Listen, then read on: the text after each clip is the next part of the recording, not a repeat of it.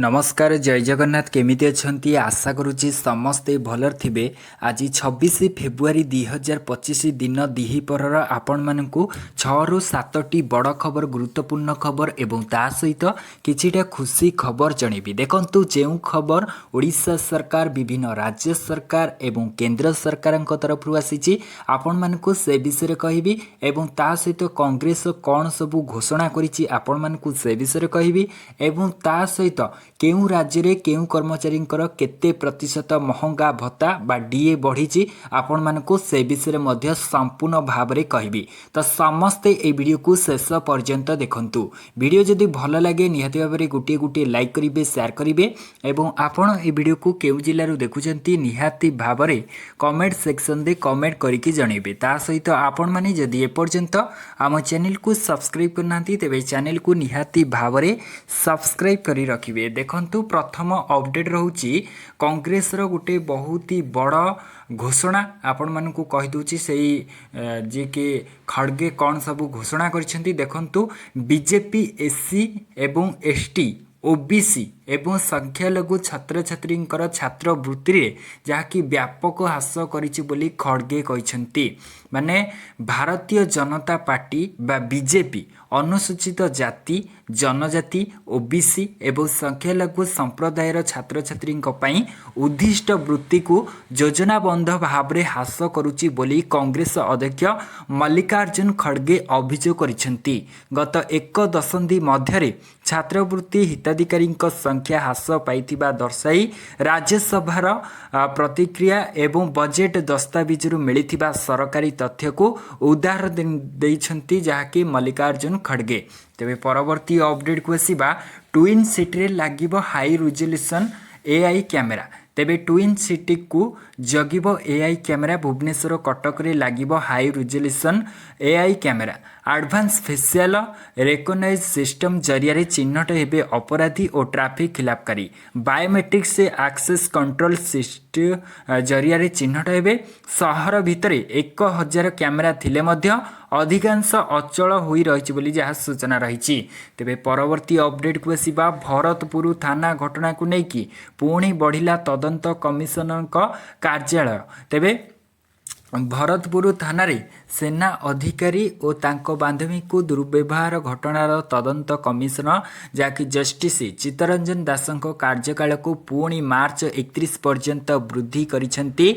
Justice Shri दासंकर सचिव जे कि शुभेन्द्र महांती सूचना देइछंती। ए विषय एने राज्य गृह विभाग पक्षरु विज्ञप्ति प्रकाश पाइछि। जनवरी 31 पर्यंत कार्यकाल को वृद्धि करा जायतिला। ए समय सीमा मध्य उभय पक्षरु आसीथिबा अभियोग और सत्यपाठ ग्रहण प्रक्रिया सरीची पर सेना अधिकारी बांधवी एवं तांको पक्षरु सत्यपाठ दाखल करिथिबा संपर्कियों को निलंबित पुलिस अधिकारी पक्ष वकील जेरा करि सारिछंती। प्रथमे 2024 नवेम्बर 22 तारिख पर्यंत जहाँकि कार्यकाल स्थिर करा जायतिला। वर्तमान पई 31 मार्च को वृद्धि करा जायछि। तेबे परवर्ती अपडेट को आसीबा कार्यक्षम किसान क्रेडिट कार्ड परिमाण 10 लाख कोटी को अतिक्रम कला। लाभवान हेले 7 कोटी 72 लाख कृषक।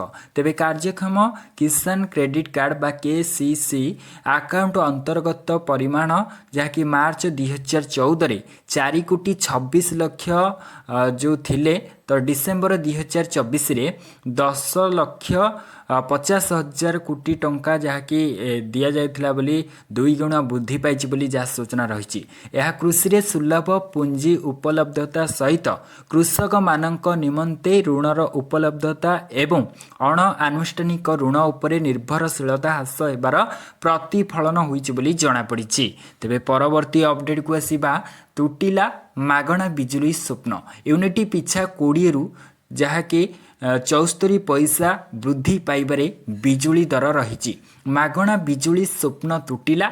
सौर बिजुली भी मिलला नहीं।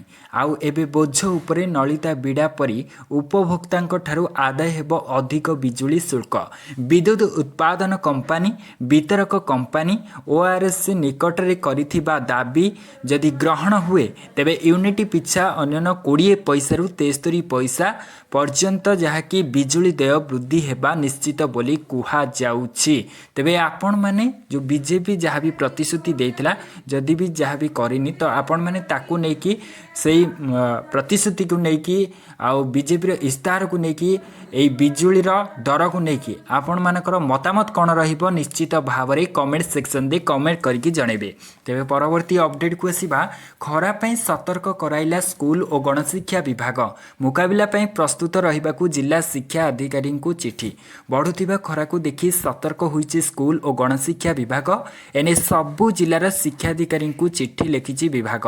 हिट वेव मुकाबिला और एथिपाई आगुआ प्रस्तुति पाई चिठी रे कुआ जायछि स्कूल रे जेपरी पानी जल सुविधा रहिबो ता सुनिश्चित कराइबाकू कुआ जायछि। या सहित स्कूल परिसर रे थिबा नलकूप जदि खराब होइताए ताहाले ताकू तुरंत सजाड़िबाकू निर्देश दिया जायछि। स्कूल कर्तृपक्ष यथेष्ट ओआरएस पैकेट रखिबे एवं दरकार बेले छात्र छात्री को पीवाकू देबे बोली गणशिक्षा विभाग तरफरु निर्देशनामा जारी करा जायछि। तेबे परवर्ती अपडेट को आसीबा कमुची आदर्श विद्यालयर पास हार 99% रु खसी 63% रे पहुँचलानी। लगातार 4 वर्ष हेला ओडिशा आदर्श विद्यालयर पास हार कमुची। एपरी अवस्था हेलानी जे द्वादश श्रेणी रे 2020 रु 2021 वर्ष मध्य रे जाकी पास हार 99.09% थिबा बेले गत वर्ष अर्थात 2023-24 वर्षर जो रहितला पास हार ताकू खसी 63.20% रे पहुँची। केवल जे द्वादश श्रेणी रे एपरी अवस्था ता नुहे दशम श्रेणी बोर्ड रे मध्य समान अवस्था रही बोली कुहा जायछि। तेबे परवर्ती अपडेट को आसीबा होली पूर्वरु सरकारी कर्मचारी गोटे खुशी खबर जहाँकि बढ़िला महंगा भत्ता। तेबे केते प्रतिशत महंगा भत्ता बढ़ी आपण मानकू जणै दउछि। महाराष्ट्र सरकार सरकारी कर्मचारी को खुशी खबर देइछन्ति। मंगलवार दिन सरकार जहाँकि पंचम वेतन कमिशन अपरिवर्तित दरमा स्केल अनुजाई कर्मचारी महंगा भत्ता बा डीए 12% को वृद्धि करने एक निर्देश जारी करिसेंती जहाँ 1 जुलाई 2024 रु कार्यकारी हेबो। होली पर्व पूर्वरु सरकार कर्मचारी मानकू एही उपहार दैछंती बोली जणा पड़िछि।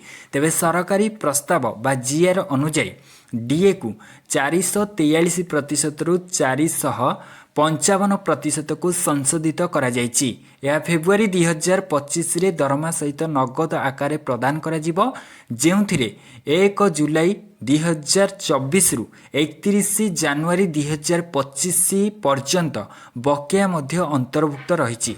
राज्य अर्थ विभाग जने अधिकारी कहछन जे डीए वृद्धि द्वारा प्राय 17 लाख कर्मचारी उपकृत हेबे बोली आशा करा जाउछि।